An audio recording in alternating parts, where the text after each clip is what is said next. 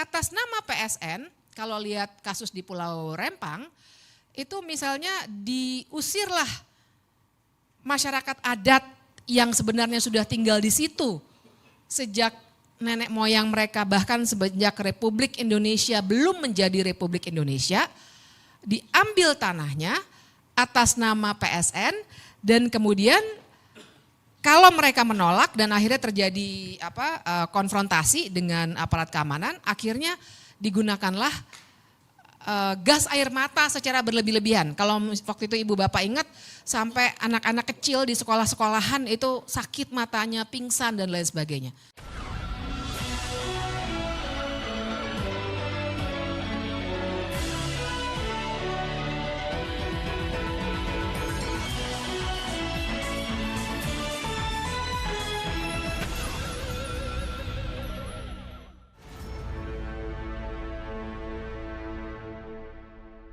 Assalamualaikum warahmatullahi wabarakatuh. Saya Herzman Arif dari Forum News Network.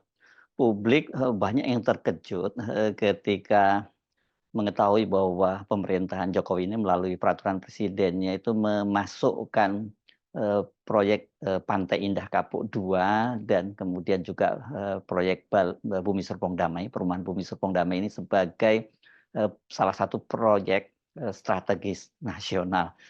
Atas dasar apa ini ada proyek-proyek swasta yang sudah eksis, sudah berjalan dengan cukup lama, tiba-tiba saja diberikan status sebagai proyek strategis nasional. Padahal kita tahu bahwa dengan ditetapkan sebagai proyek strategis nasional itu kan kemudian mereka ini mendapat banyak sekali kemudahan.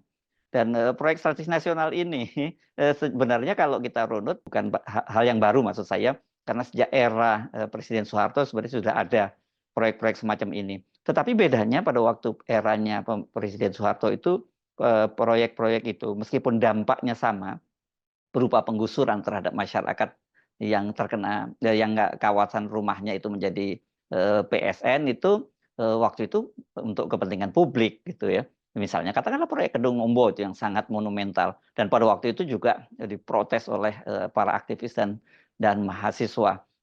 Tapi kalau sekarang ini kan nggak masuk akal betul yang dilakukan oleh Presiden Jokowi dengan menetapkan bahwa BSD dan Pantai Indah Kapuk II itu menjadi proyek strategis nasional. Agak sulit untuk tidak mengkait-kaitkan ini dengan tukar tambah dari Presiden Jokowi atau sebalas jasa dari Presiden Jokowi karena kedua taipan pengembang ini, yakni Sinarmas yang memiliki BSD dan kemudian Pantai Indah Kapuk milik Agung Sedayu Group itu membantu Jokowi yang kesulitan mendapatkan modal untuk membangun ibu kota negara baru di Kalimantan Timur. Salah satu eksekutif dari Sinarmas Group ini Doni Rahayu kan sebelumnya menjadi wakil kepala otorita IKN. Kemudian Aguan pemilik Agung Sedayu ini menjadi ketua konsorsium untuk beberapa taipan yang kemudian melakukan groundbreaking di IKN setelah tidak ada satupun investor asing yang masuk ke IKN. Jadi mereka ini para taipan inilah yang menyelamatkan muka Presiden Jokowi walaupun juga tetap tidak bisa mengundang atau membuat para investor asing itu tertarik untuk memasukkan investasinya atau menanamkan investasinya di IKN. Nah, bagaimana sih sebenarnya duduk soalnya ini?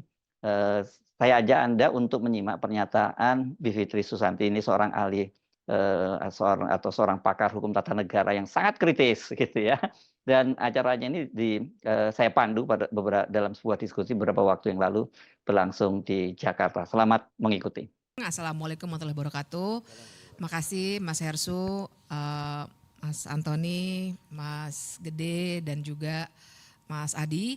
Ibu bapak sekalian, senang sekali ada di sini. Jadi saya ingin memberikan perspektif hukum ya. Dan kebetulan di salah satu kelas yang saya ampu, mahasiswa-mahasiswa saya tuh udah bikinin infografis tentang proyek strategis nasional. Saya kan kalau ngampu kelas suka sengaja bikin kelas project.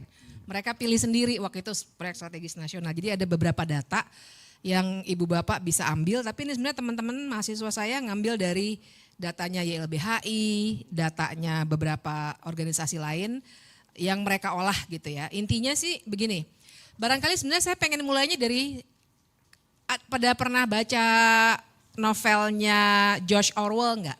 Yang judulnya 1984, 1984. Ada yang belum lahir. Udah baca atau belum? Ada satu terminologi menarik yang saya suka pakai untuk hukum. Apa coba tebak? Double speak. Jadi satu kata maknanya bisa double. Sebenarnya maknanya bukan itu. Contohnya aja dalam bahasa sehari-hari kita suka bilang, gimana Mbak perjalanan ke sini? Aman. Nah kita kan suka bilang gitu, aman. Aman itu bisa berarti ya telat-telat dikit lah. Bisa juga berarti ya saya akan on time, atau aduh saya sebenarnya males nih cuma saya bilang aja aman gitu. Double speak tuh seperti itu. Sehingga saya menyambung apa yang dikatakan oleh Mas Antoni, bahwa ketika dia dikatakan ini adalah kepentingan nasional, sebenarnya kita belum tentu bicara kepentingan nasional. Karena makna kepentingan nasional itu nasional mana nih? Pengusaha nasional kah? Atau warga nasional, maksudnya kita warga? Atau apa? Atau penyelenggara negara? Karena di sini nanti kita harus lihat, kata orang kan the devil is in the detail. Setannya tuh ada di perincian-perincian kebijakan yang dibuat. Nah persis di situ persoalannya. Karena ternyata proyek strategis nasionalnya itu untuk apa dan untuk siapa?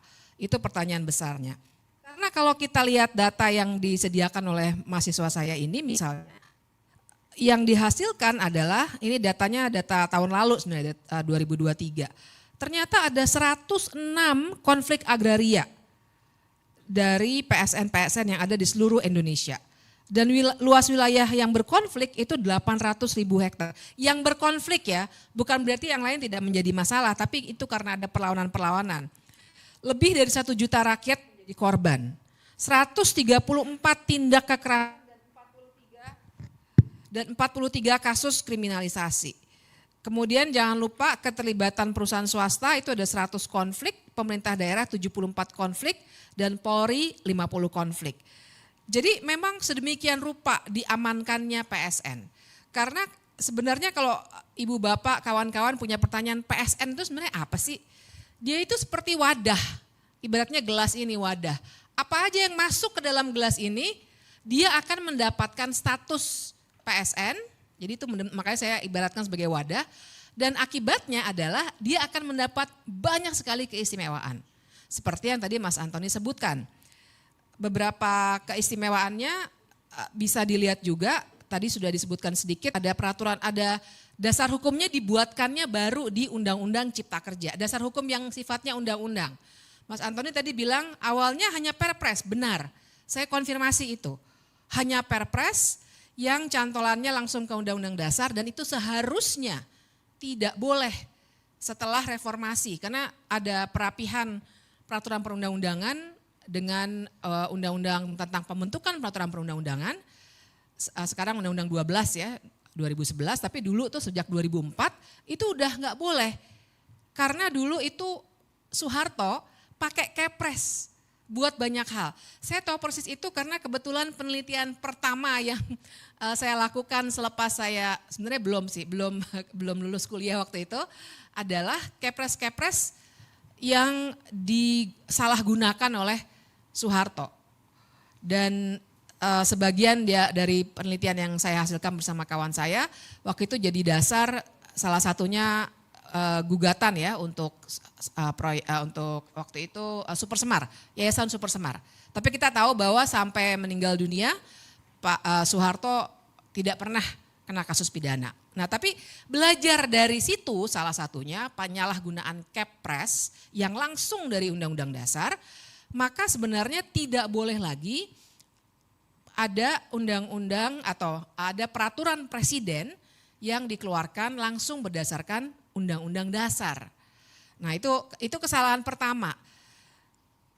Kemudian kesalahan itu nampaknya dicoba diperbaiki atau diberikan fasilitas yang lebih, wadah PSN-nya itu, dengan Undang-Undang Cipta Kerja. Kita semua tahu undang-undang itu keluar sebenarnya 2021, tapi kemudian dinyatakan inkonstitusional oleh MK, tapi kemudian dibuatkan perpunya lagi oleh Jokowi tahun 2022. Nah, dari Undang-Undang Cipta Kerja itu keluar PP nomor 42 tahun 2021, isinya adalah atau tentang kemudahan proyek strategis nasional. Nah, di sini nih gelas untuk wadah PSN itu dipoles sedemikian rupa sehingga kemudahannya luar biasa memang. Mulai dari izin, kemudian ada pengadaan tanah untuk kepentingan umum, itu ada perpresnya juga Ibu Bapak, bahkan kemudian dibuatkan yang khusus untuk PSN atau di bawah Undang-Undang Cipta Kerja dipermudah lagi, sehingga akhirnya akan sangat mudah mulai dari fasilitas pembiayaan, perizinan, pengadaan tanah untuk kepentingan umum, tuh double speak lagi kan, kepentingan umum yang mana nih? Kemudian beberapa perizinan lainnya lah, karena kita tahu untuk memulai suatu proyek kita akan berbicara soal dokumen yang luar biasa banyak begitu ya. Dan jangan lupa kita berbicara di sini bukan sekedar bahkan bukan hanya Wadas atau Rempang, tapi kita berbicara soal mulai dari sirkuit Mandalika, Bendungan Bulango Ulu, Gorontalo, tol Padang Pekanbaru, kawasan ekonomi khusus Gresik, PLTA Pinang, banyak sekali daftarnya. Kalau di Google sebenarnya bakal ketemu langsung semuanya. Termasuk cetak sawah baru di Pulau Pisau, Kalimantan Tengah, pembangunan waduk Sepaku, banyak sekali. Bayangkan itu semua mulai dari bandara, bendungan, jalan tol, semuanya diberi kemudahan. Mulai dari perizinan sampai pengadaan tanah atas nama kepentingan umum. Jadi itu kesalahan yang luar biasa besar karena akhirnya karena dapat kemudahan atas nama PSN dilakukanlah pelanggaran-pelanggaran HAM seperti yang tadi Mas Antoni katakan. Jadi atas nama PSN, kalau lihat kasus di Pulau Rempang, itu misalnya diusirlah masyarakat adat yang sebenarnya sudah tinggal di situ sejak nenek moyang mereka, bahkan sejak Republik Indonesia belum menjadi Republik Indonesia, diambil tanahnya atas nama PSN dan kemudian kalau mereka menolak dan akhirnya terjadi konfrontasi dengan aparat keamanan, akhirnya digunakanlah gas air mata secara berlebih-lebihan. Kalau waktu itu Ibu Bapak ingat sampai anak-anak kecil di sekolah-sekolahan itu sakit matanya, pingsan dan lain sebagainya. Apakah itu pelanggaran HAM? Iya, karena penggunaan gas air mata secara berlebihan dan menyakiti orang lain, apalagi anak-anak, itu merupakan pelanggaran hak asasi manusia yang harusnya diusut lebih lanjut begitu. Nah, jadi itu situasi yang terjadi.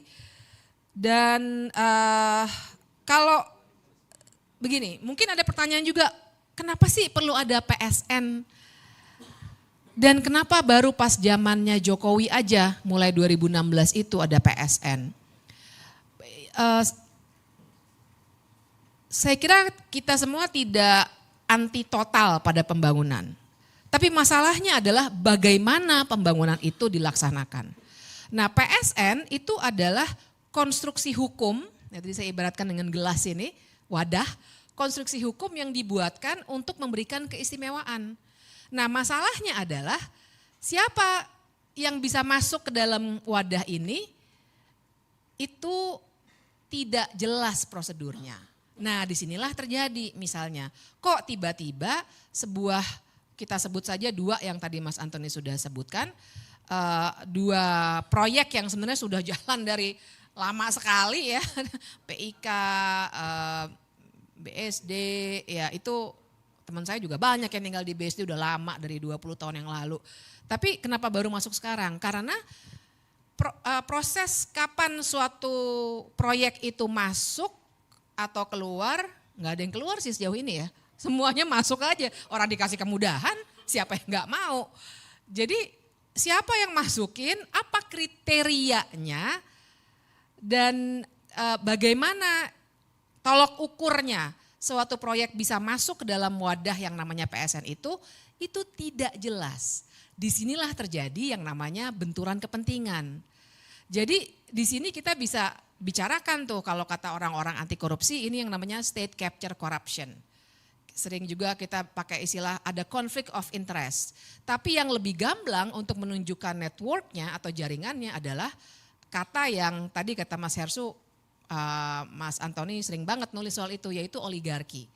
Karena justru cara bekerja oligarki adalah mereka akan masuk menggunakan lembaga-lembaga negara formal untuk membuat kebijakan-kebijakan yang menguntungkan bisnis mereka. Itulah oligarki. Kan di level untuk dengan pengusahanya namanya oligarki. Di level tengahnya di mana partai politik bekerja untuk kepentingan pemodal itu yang kita bisa namakan kartel politik. Dan itulah yang sebenarnya terjadi ketika akhirnya oligarki ibaratnya tuh dengan benturan kepentingan yang luar biasa, bahkan juga banyak sekali dan di antara pejabat kita yang sebenarnya punya bisnis atau paling tidak malah diberikan bisnis sebagai komisaris lah, sebagai pemegang saham lah, sengaja untuk tujuan itu. Karena dengan sendirinya ketika menentukan proyek yang ini masuk ya ke wadah proyek strategis nasional, tentu saja akan ada perundingan-perundingan yang sifatnya nggak bisa kita ukur secara hukum. Karena memang itu tadi kriterianya tidak ada, transparansinya tidak ada, tahu-tahu keluar aja perpresnya. Atau perpresnya, yang kan itu bentuknya perpres ya, daftar proyek strategis nasional itu. Tiba-tiba keluar, loh kok nambah nih, ada PIK, ada BSD, kaget juga kita. Karena proses itu tertutup. Nah jadi kalau pertanyaannya apakah ini melanggar hukum atau tidak, jelas melanggar hukum. Karena saya juga mau ingatkan, kita kenal terminologi good governance sebagai sebuah subjek kajian. Tapi pun di dalam undang-undang kita, Undang-Undang Republik Indonesia nih, ada yang namanya Undang-Undang tentang Administrasi Pemerintahan. Yang isinya ada namanya asas-asas umum pemerintahan yang baik, AUPB kami sering bilangnya. Nah di situ harusnya ketat. Ketika membuat kebijakan baru misalnya, tidak boleh dibuat tanpa ketelitian, tidak boleh dibuat tanpa adanya partisipasi, kemudian tidak boleh ada benturan kepentingan, dan lain sebagainya. Itu ada, kalau teman-teman mau lihat buka aja Undang-Undang Administrasi Pemerintahan kalau saya nggak salah pasal 10. Tapi saya mau bilang, ini bukan sekedar obrolan warung kopi. Memang secara hukum di dalam undang-undang kita ada aturan mainnya. Salah satunya tadi AUPB, tapi lebih dari itu ketika ada pelanggaran-pelanggaran pengambil alihan tanah dengan kekerasan, terus orang yang mempertahankan tanah dilempari gas air mata atau dihadap-hadapkan dengan aparat kepolisian ataupun tentara, itu juga sudah melanggar hak asasi manusia.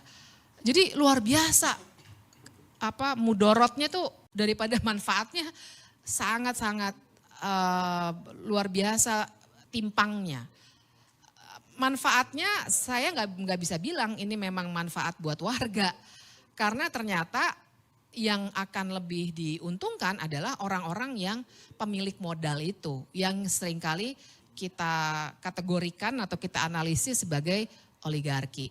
Nah kira-kira begitu gambarannya, barangkali nanti kita bisa diskusi lebih lanjut soal proyek strategis nasional.